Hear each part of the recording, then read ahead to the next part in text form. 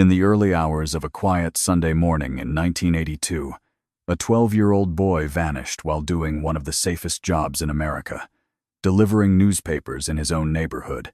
Less than an hour later, his red metal wagon was found abandoned 2 blocks from his home, still loaded with newspapers that would never be delivered. What that empty wagon marked was not just a missing child, but the beginning of a story that refused to stay buried. West Des Moines, Iowa, in the early 1980s, was quiet in a way that felt permanent. Streets lined with modest houses stretched evenly in every direction, sidewalks running straight and clean between trimmed lawns. On Sunday mornings, the town moved even more slowly, as if giving itself permission to linger and sleep.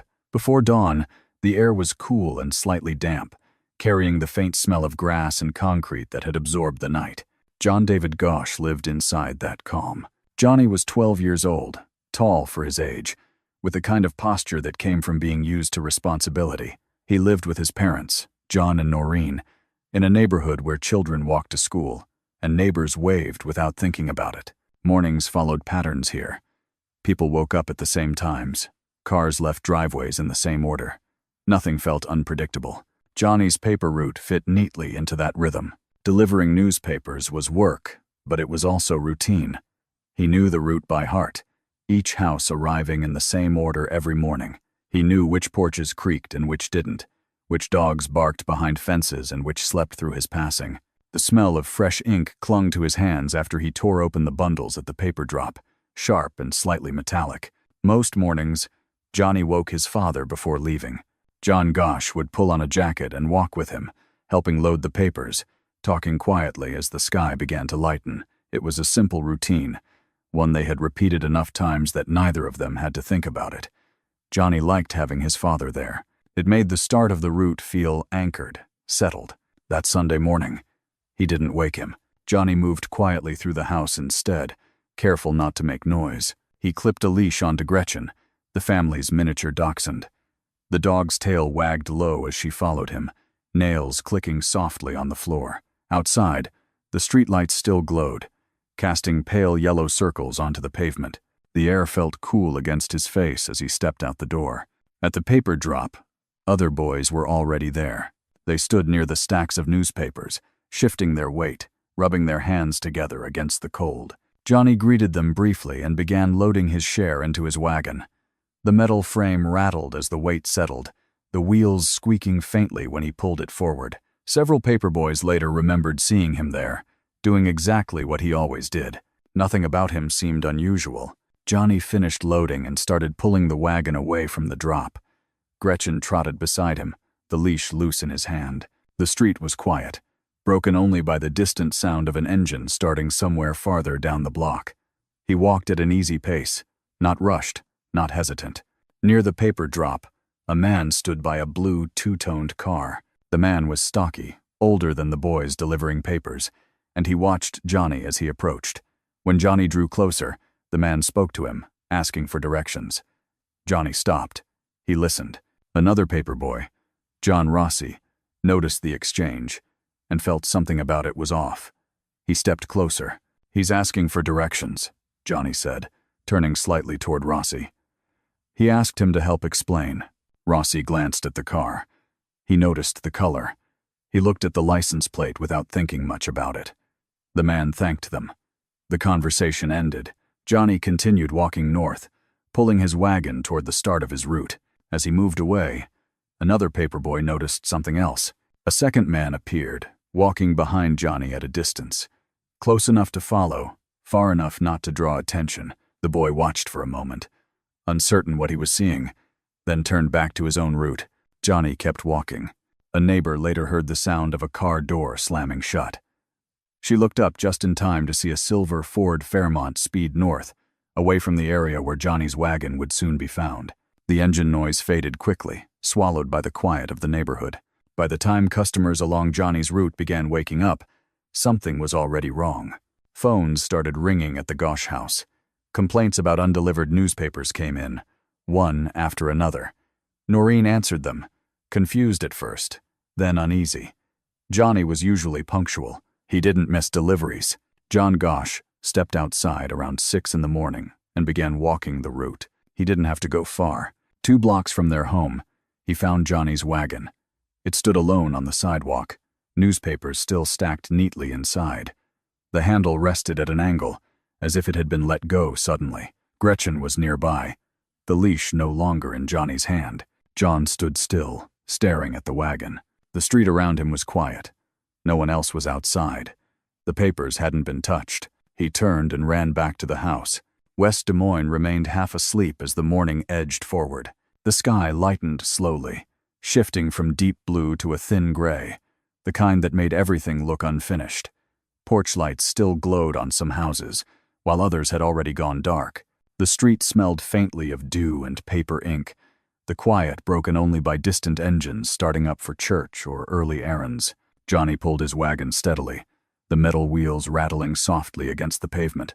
Gretchen trotted beside him, her leash slack in his hand. She paused once to sniff at the edge of a lawn, then hurried to catch up. Johnny adjusted his grip on the handle and kept moving, his breath visible for a moment before disappearing into the cool air. This part of the route always came first. A short walk north, then the deliveries would begin. Near the paper drop, the blue two-toned car sat angled toward the curb. The man standing beside it watched Johnny approach. He was stocky, his jacket zipped up against the cold, his hands tucked into the pockets. When Johnny drew level with him, the man spoke, his voice low and casual, as if the question were nothing more than a passing thought. "Hey, kid," he said. "Can you tell me how to get to 8th Street? Johnny stopped.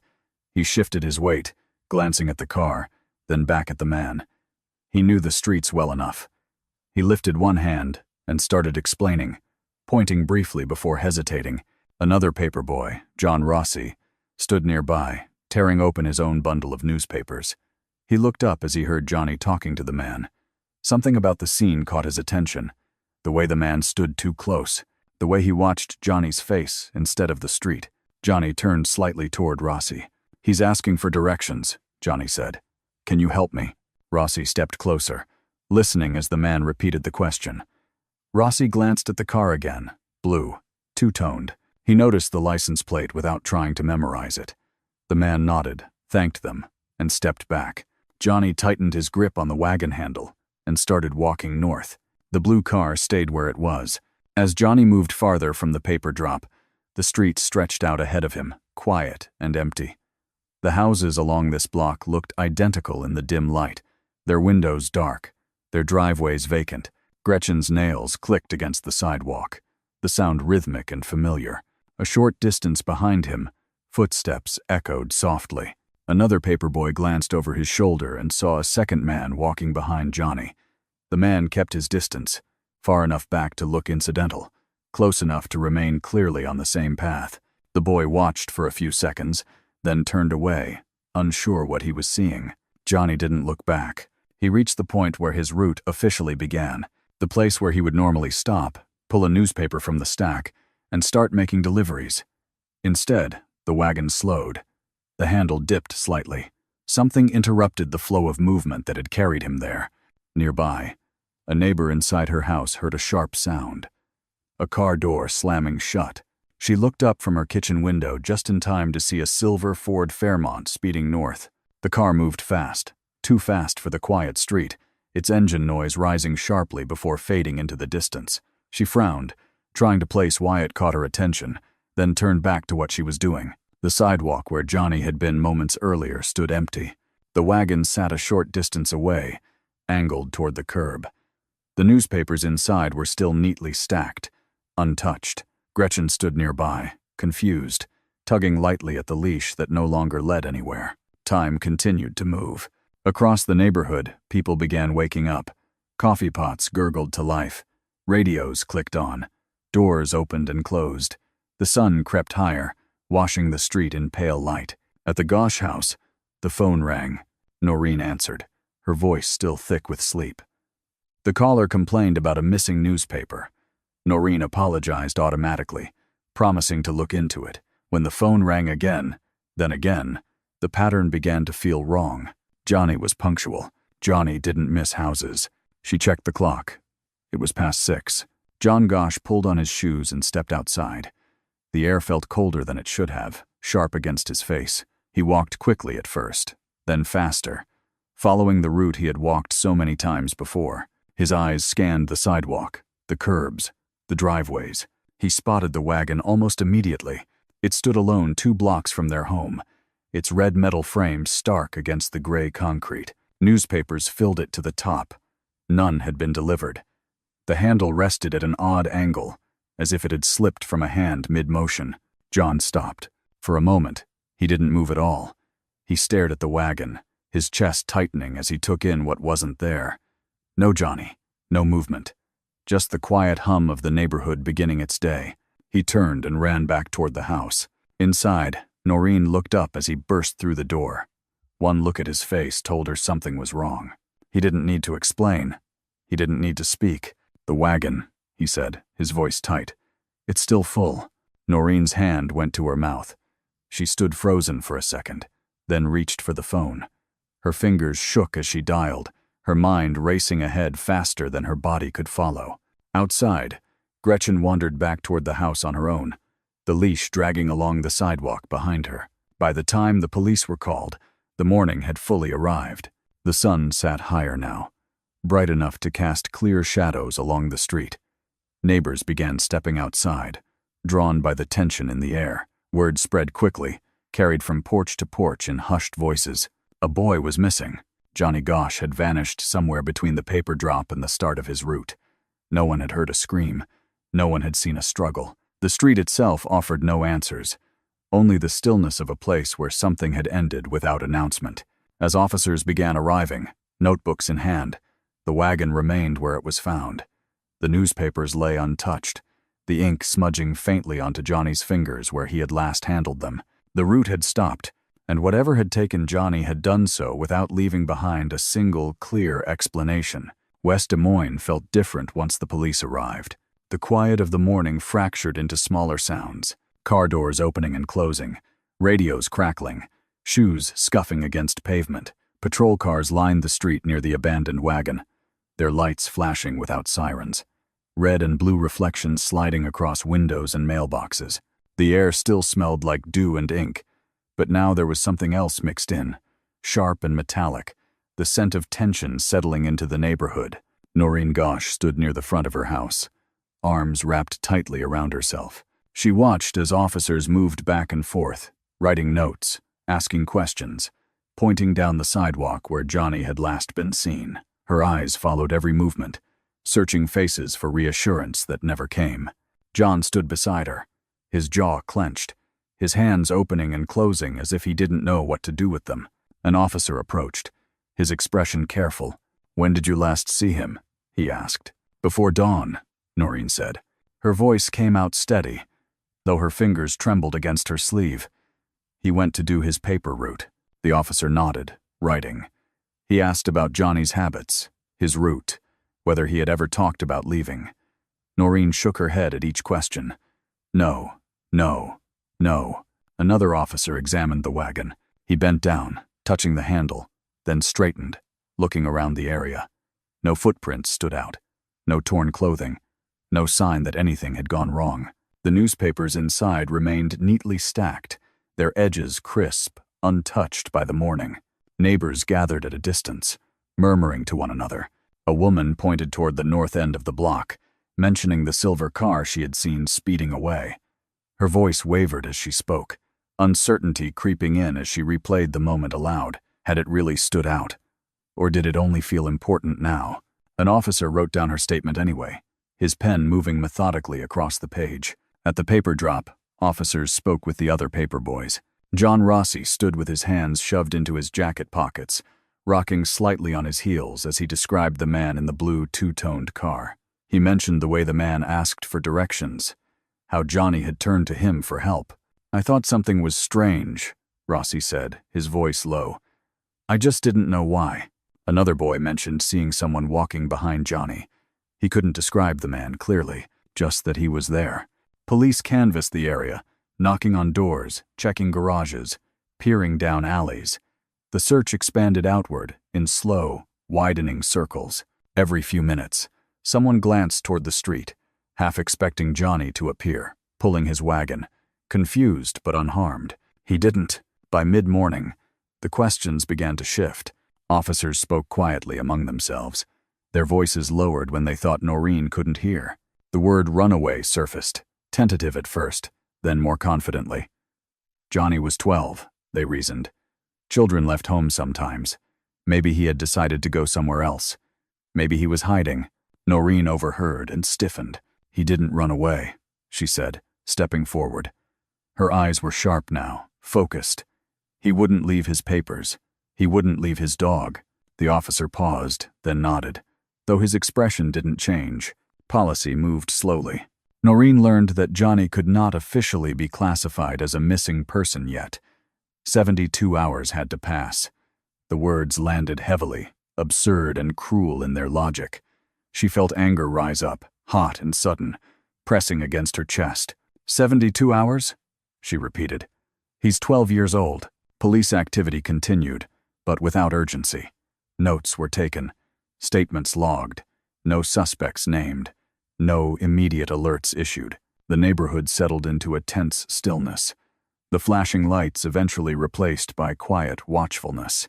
As the hours passed, Noreen refused to sit still. She paced the house, phone in hand, calling hospitals, friends, anyone she could think of. Each unanswered ring tightened something inside her. John stayed close, stepping in when she faltered, taking over calls when her voice threatened to break. By afternoon, the first exhaustion set in. Officers returned to the Gosch house to ask the same questions again, this time more precisely. Johnny's friends were contacted. Teachers were notified. Still, nothing surfaced that explained where he had gone, or why. That night, sleep never came. Noreen sat at the kitchen table, the phone placed carefully in front of her, as if proximity might summon a call. The house felt wrong without Johnny's presence. Too quiet, too empty. Every sound from outside made her look up, heart pounding, only to sink back into disappointment. Morning arrived without answers. On the second day, police expanded their search radius. Flyers were discussed, but not yet distributed. The blue, two-toned car became a focal point, though descriptions varied too widely to narrow anything down. License plate numbers remained incomplete. Fragments recalled under hypnosis but never fully confirmed. Investigators struggled to build momentum. By the third day, frustration settled in heavily. Johnny was officially listed as missing. The designation felt hollow. It didn't bring him closer. It didn't explain anything. The town began to change around the Gosches, curiosity mixing with discomfort as people realized something truly wrong had happened. Noreen's anger sharpened into resolve. She began pushing harder, questioning decisions, demanding updates. She refused to be dismissed. Each delay felt personal, another door closing in her face. She kept notes. She kept names. She kept pressing. At one point, she confronted an officer directly. "If he were an adult, would you be moving faster?" she asked. The officer looked away before answering. Search efforts continued, but the initial urgency had faded. Leads dried up quickly. The wagon offered nothing more. The street remained silent. The blue car vanished into description alone. As days turned into weeks, the case stalled. Johnny Gosch had disappeared in plain sight, and the investigation found itself circling the same empty ground. Every path led back to the same unanswered question. How could a boy vanish from his own neighborhood without leaving anything behind? The answer did not come. Instead, something else began to take shape.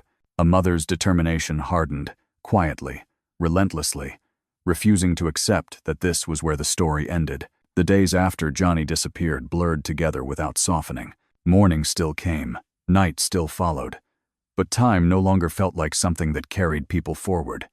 It pressed down instead, heavy and unmoving. The Gosch house became a place of waiting. Every room arranged around the expectation that the phone might ring, that the door might open, that something, anything, might interrupt the quiet. Noreen stopped trusting stillness. She filled her days deliberately. Calls, letters, meetings.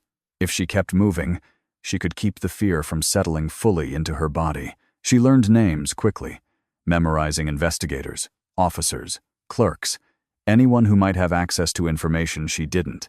When official channels slowed, she found other ways forward. Private investigators entered their lives one by one. Some arrived confident, carrying credentials and promises. Jim Rothstein, a retired detective from New York City, spoke in measured tones, his questions precise. Ted Gunderson, former chief of the FBI's Los Angeles field office, listened carefully as Noreen described the morning Johnny vanished, his expression unreadable. They reviewed witness statements. They re-examined timelines. They followed leads that law enforcement had already set aside. Nothing came of it. Still, the search expanded.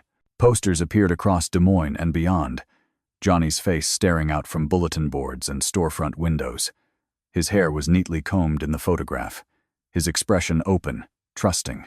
Noreen watched strangers stop to look at it, their brows furrowing briefly before they moved on with their day. She learned to tolerate that moment, the flicker of concern, the return to normal life. Then Johnny's face appeared somewhere new. Milk cartons, at grocery stores, at breakfast tables, at kitchen counters across the Midwest. His photograph sat printed alongside a short description. Missing child, age 12, West Des Moines, Iowa. The campaign spread quickly. Johnny became one of the first missing children to be publicized this way. His image absorbed into daily routine, glanced at between sips of milk and hurried mornings. Noreen felt pride and dread in equal measure. She wanted people to see him. She didn't want him to become background. The disappearance of another paperboy reopened the wound. In August of 1984, Eugene Martin vanished while delivering newspapers on the south side of Des Moines. He was 13 years old. The circumstances felt too familiar. Early morning, paper route. No witnesses to the moment he was taken. Noreen learned about the case almost immediately. Her stomach tightened as details emerged. Another boy, another route, another family waiting. Over the next years, a third name entered the same quiet category of absence. Mark James Warren Allen disappeared while walking to a friend's house. Some reports called him a paperboy. Others argued he wasn't working that morning. The details shifted, blurred by time and distance. But the pattern refused to go away. Noreen listened. She took notes. She spoke with other families, comparing fragments of information, searching for connections that authorities could not, or would not, confirm. No official link was ever proven between the cases. Still, the similarities hung in the air, unresolved. One night, months after Johnny disappeared, a call came in from Oklahoma. A woman claimed she had seen a boy in Tulsa yelling for help before being dragged away by two men. The description matched Johnny closely enough to ignite hope. Noreen listened, her hand gripping the phone so tightly her fingers ached. The sighting couldn't be confirmed. No follow-up ever materialized. Hope flared anyway. Then came the letter. It arrived from Michigan, signed with a name that sounded almost theatrical. Samuel Forbes, Dakota. The writer, Robert Herman Meyer II, claimed he had been a guard for an outlaw motorcycle club at the time Johnny disappeared. He wrote with certainty, describing a large child slavery ring, insisting Johnny had been taken and sold. Noreen read the letter more than once. Meyer asked for money. He said he needed it to help secure Johnny's release. $11,000 came first. More would be required. He promised results. Against the advice of authorities, Noreen believed him. She believed because disbelief felt like surrender. She believed because Meyer described things that aligned with her growing fear, that Johnny had been taken deliberately, systematically, by people who knew how to erase children. When Meyer was arrested by the FBI and charged with wire fraud, the blow was devastating. Noreen felt the ground shift beneath her. She publicly criticized the FBI, accusing them of destroying her credibility with anyone who might help her get her son back. The arrest didn't feel like protection. It felt like another door slammed shut. Still, she did not stop. She began speaking publicly, her voice growing stronger with repetition. She criticized law enforcement's response to missing children, the delays, the assumptions, the waiting. She spoke to anyone who would listen. Schools, community groups, journalists. She founded the Johnny Gosch Foundation. Using her son's name as a banner she refused to lower. Her anger became structured. She pushed for legislation that would force immediate police response when children went missing. The bill carried Johnny's name. It passed in Iowa in 1984, then spread to other states. The law didn't bring Johnny home, but it changed what happened when other children vanished. Time continued to pass. Years folded over one another, marked by anniversaries and empty holidays. The Gosch marriage strained under the weight of grief and disagreement, eventually breaking. John and Noreen divorced. John retreated from the spotlight. Noreen stayed in it, unwilling to let Johnny's name fade. Then, in 1997, something happened that shattered the fragile equilibrium she had built. It was late, past 2 a.m. A knock came at her apartment door, sharp and insistent. Noreen sat up immediately, her heart racing, her body already moving before her mind could catch up. When she opened the door, a man stood there with another figure beside him. The second man stepped forward. Noreen stared at his face, her breath catching. He looked older, thinner. His hair was long, dyed black, falling to his shoulders. He wore jeans, a shirt, a coat pulled tight against the cold. "Mom," he said quietly.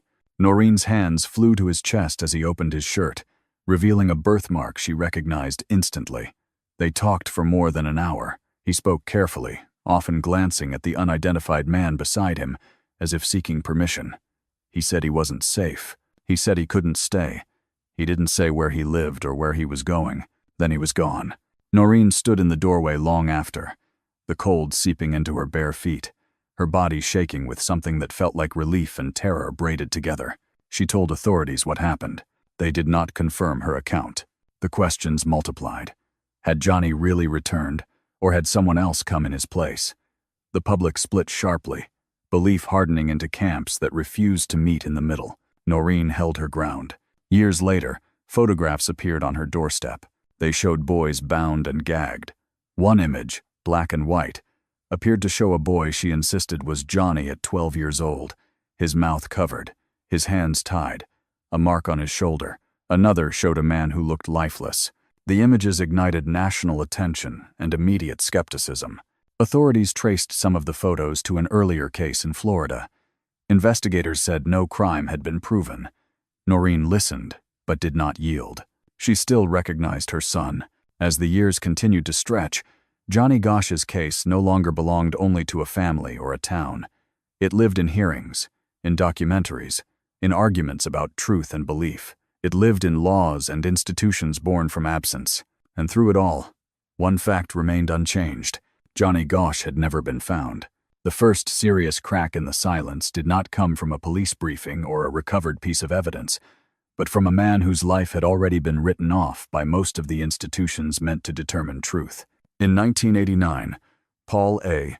Bonacci, then 21 years old, sat across from his attorney, John DeCamp, in a room that smelled faintly of old paper and disinfectant, and began to describe a childhood that had been stripped away from him long before anyone thought to protect it. His voice moved unevenly, sometimes slowing as if he were navigating something physically painful, sometimes accelerating when memory overtook caution, and he spoke not in theories but in recollections that carried the texture of experience rather than invention.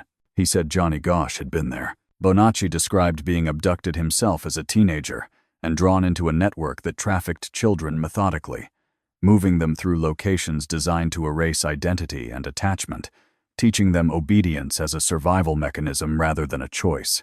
He said Johnny had been taken deliberately, targeted, and kept alive long enough to understand that disappearance was not an event but a condition. When DeCamp listened, he did not interrupt, noting the way Bonacci avoided dramatic emphasis and instead lingered on small, uncomfortable details that were difficult to fabricate convincingly. When Noreen Gosch later met Bonacci, she did not begin with questions. She watched him. She watched how his eyes moved when he spoke about Johnny, how his hands tightened when he described fear, how he hesitated before certain memories as though deciding whether saying them aloud would cost him something. When he described Johnny's birthmark, the one on his chest, her breath caught involuntarily. And when he added details about a scar on Johnny's tongue and a burn mark on his lower leg, details she had never released publicly, she felt the room tilt around her. "He told me things only my son could have known," she said later, her voice steady, but her posture rigid, as though she were holding herself together by intention alone. "Things I never shared." Bonacci said Johnny survived. He said Johnny learned how to obey when obedience kept him alive, how to disappear when disappearance was demanded, and how to speak carefully because speaking freely could cost him everything. He did not describe rescue. He did not describe freedom. He described endurance. Law enforcement dismissed his account almost immediately. The FBI and local authorities declined to interview Bonacci formally, citing inconsistencies in his personal history, statements from siblings who said he was home on the morning Johnny disappeared, and the lack of corroborating physical evidence. To them, his testimony introduced instability into an investigation already burdened by speculation, and they chose not to pursue it further. The case split in two directions that never rejoined. To Noreen, Bonacci was not a perfect witness but a damaged one, speaking from inside a system designed to leave no clean survivors. To investigators, he was an unreliable narrator whose story could not withstand legal scrutiny, let alone prosecution. Both positions hardened over time, becoming immovable. Years passed before Bonacci spoke again publicly. In 2023, he claimed that Johnny had visited him as well, that he knew about the 1997 visit to Noreen's apartment because Johnny had spoken about it afterward. He offered no physical proof, no photographs, no recordings, only his testimony layered atop decades of unresolved claims. Belief became unavoidable. While authorities maintained that there was no verified evidence Johnny Gosch was alive after 1982, Noreen's understanding of her son's fate continued to sharpen rather than fade. In updated editions of her book, she named men she believed were responsible for orchestrating Johnny's abduction, identifying John David Norman and Philip Pasquet as figures connected to organized child exploitation networks, whose operations aligned with the patterns she had documented for years. She did not claim courtroom certainty. She claimed recognition. Then, in 2006, the case ruptured into public attention once more, in a way no one could have predicted. The photographs appeared without warning, left at Noreen's doorstep like a message that refused to identify its sender. She examined them alone first, the air in her home suddenly feeling thin and cold as she held the images in her hands, her fingers brushing the edges as if afraid they might dissolve if touched too firmly. One photograph showed 3 boys bound and gagged, their eyes wide, their bodies stiff with fear or performance. Another, black and white, appeared to show a boy Noreen believed was Johnny at around 12 years old, his mouth covered, his hands and feet restrained, and what looked like a brand visible on his shoulder. A third image showed a man who appeared lifeless, something wrapped around his neck. Noreen released the images publicly. The reaction was immediate and unforgiving. Investigators traced some of the photographs to a website associated with child pornography, and an anonymous letter soon arrived at the Des Moines Police Department claiming the images had nothing to do with Johnny Gosch at all. The letter described an earlier investigation in Florida from the late 1970s involving boys who had staged an escape contest, insisting the photographs were misinterpreted and cruelly repurposed. A former Hillsborough County detective, Nelson Zalva, confirmed he had investigated similar images decades earlier, stating that he had interviewed the boys involved and found no evidence of coercion or criminal behavior. He could not, however, produce the original photographs or documentation to conclusively prove they were the same images Noreen had received. According to later reporting, law enforcement identified 3 of the boys in the images. The 4th boy, the one Noreen believed was Johnny, remained unidentified. The uncertainty did not dissolve. It thickened. For critics, the photographs illustrated how grief could distort perception, how coincidence could masquerade as confirmation.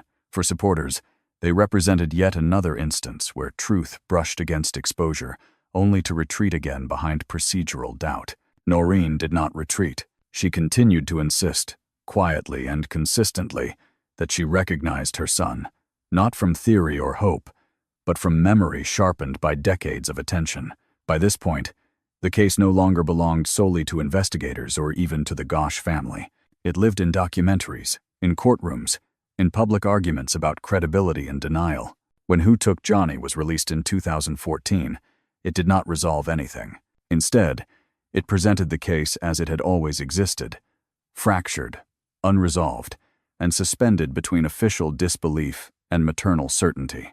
Interviews with Johnny's parents laid competing truths side by side without forcing reconciliation, leaving the audience in the same position the case had occupied for more than 3 decades. No arrests followed, no confrontations, no legal reckoning.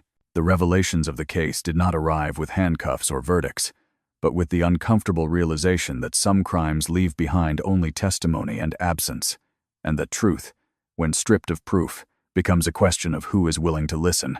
The tension did not break. It lingered. If Johnny Gosch survived, he had learned how to remain invisible, and if he did not, the echoes of his disappearance refused to fade quietly into history. West Des Moines never truly returned to the morning Johnny Gosch stepped out into the dark with a wagon full of newspapers and a small dachshund trotting beside him. The streets still filled with cars. Lawns were still cut. Children still grew up and moved away. But something fundamental had shifted, an understanding that routine alone did not equal safety, and that disappearance could happen without warning, without noise, and without leaving behind anything solid enough to hold on to. For Noreen Gosch, the years after the investigation slowed did not feel like an ending, but like a transformation of purpose, a narrowing of focus that replaced searching with speaking. She redirected her grief into structure. Through the Johnny Gosch Foundation, she began traveling to schools, community centers, and conferences, standing beneath fluorescent lights in unfamiliar rooms and explaining, step by step, how predators identified opportunity, how trust was exploited, and how children were taught to comply through fear rather than force. Her voice carried authority not because of training, but because it was built from lived loss, and audiences listened with a stillness that suggested recognition rather than sympathy. She no longer asked people to help find Johnny. She asked them to prevent the next disappearance. Noreen's advocacy moved beyond classrooms and into legislative chambers, where the language was colder and consequences slower. She lobbied for a bill that would later carry her son's name, legislation designed to eliminate the waiting period that had delayed the response to Johnny's disappearance.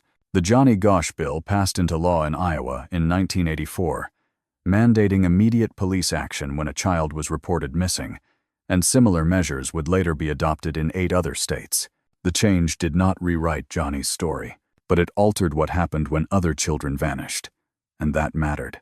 In August of 1984, Noreen stood before the United States Senate and testified during hearings on organized crime, speaking openly about what she believed to be networks of organized pedophilia and the structural failures that allowed them to operate in silence. Her testimony did not bring arrests, but it drew attention, and with attention came consequences she had not anticipated. She later said she began receiving death threats.